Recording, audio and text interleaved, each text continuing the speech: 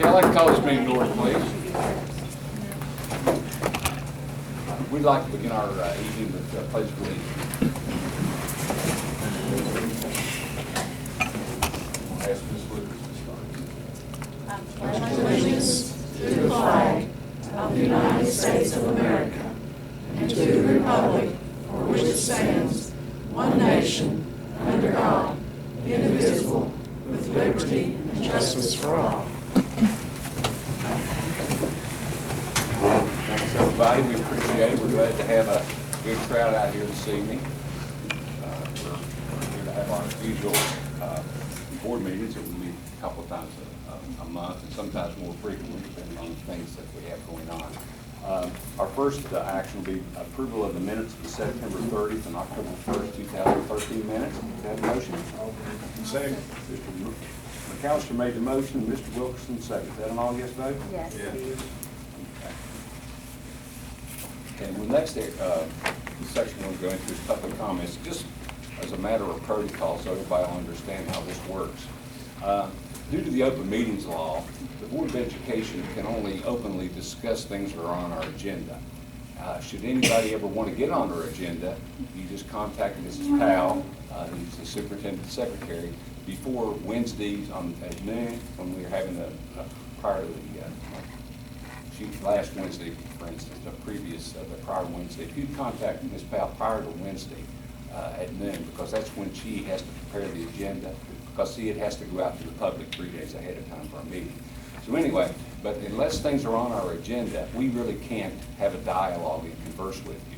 But at the same time, that doesn't prevent anybody that wants to speak to come in and sign in, like we have a couple people to sign in tonight, and speak to us. But don't think we're being rude or anything when you may say something or want a response, because believe me, many times I'm here as our other board members, we're wanting to say something, but we're just not permitted to. So we're not being rude, but we are listening, I assure you. And if we usually get the message, and if things are said, Mrs. Lucas will make note of those, or someone will, or Ms. Powell, and then someone will be back in touch with you. So don't think just because we're not conversing with you that we're not listening to you, because we certainly are. Okay, so we do have two people that signed in tonight. And first, we have Russ Atkins. Mr. Atkins, you can come right up to the podium and be glad to listen to you. Okay, good evening, ladies and gentlemen. My name is Russell Atkins, and I'm here speaking on behalf of the parents, friends, and families of many band students, several who have joined us this evening. We are here because a great matter has arisen regarding the band's practice field. Historically, the band has utilized the field on the far right of the high school for marching practice during band class and after school. As you may be aware, with only 3 weeks of marching season remaining, the preliminary excavation for the new football practice field was started, despite requests that it be delayed until after this marching season. The band is therefore displaced. Mr. Snyder assisted the band directors in finding another area for practicing over the next few weeks. However, this area is insufficient in size. It covers uneven ground containing a drain and even crosses the road behind the high school. This is a matter of great concern to the parents of these band students. Some have asked about the use of the Lions Club field, and Mr. Snyder has also provided transportation to this field over the past week. The difficulty that this poses is a cumbersome transportation of all the instruments and the children loading and unloading. The equipment is large, somewhat fragile, and moving requires several trips as well as extra vehicles from the transportation department. Due to the bus schedule coordination, it also shortens their practice time. The field there are used by many groups and Little League on a daily basis. This is not a feasible long-term plan. While we have an audience with you, we feel inclined to brag on our children a little bit and point out that the marching band has grown to 50+ members this season.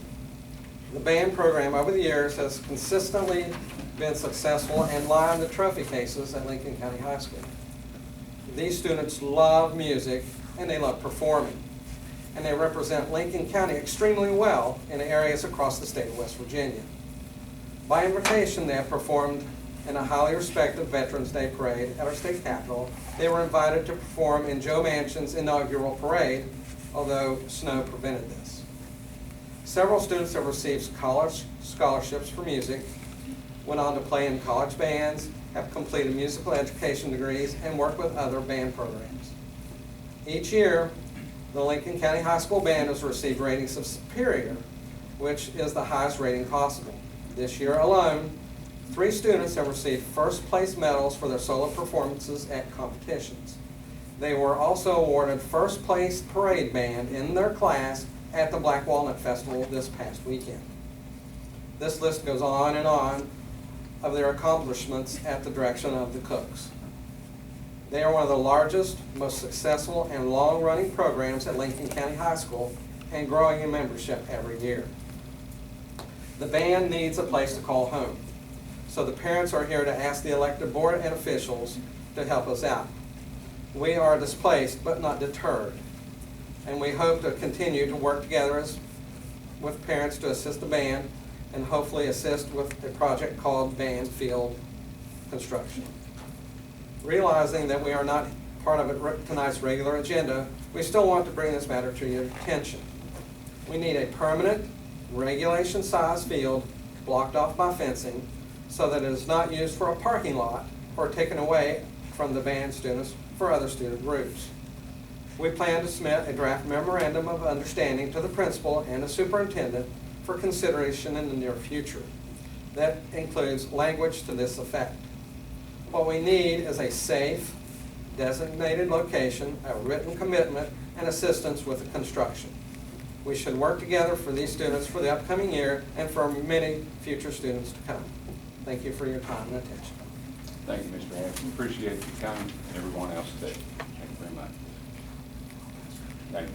The next item we have here is Farrow. Is that Carol Farrow? Carol, Is that correct? yes. Yes, ma'am. Good evening. I'd like to speak with you about a personnel issue, please. Okay, now, you heard probably the protocol that I stated before, so realize once again that the board cannot discuss anything that's not on our agenda. So So you will listen? we will listen. Now, once again, people may come in and sign in and speak. I would caution you, if you're going to talk about individuals, that you be cautious about, that you don't say something that could be I liable. won't say any names. Okay. Yes, ma'am, go ahead. Are you sure you want to do this in public?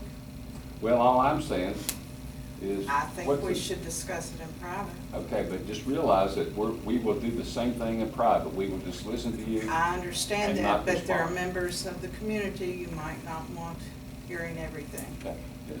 I'll leave it up to the board. Does anybody want to make a motion to meet the executive session as requested by Mrs. Farrow? Ms. Smith made the motion. Is there a second? I'll second. Mr. Counselor seconded it.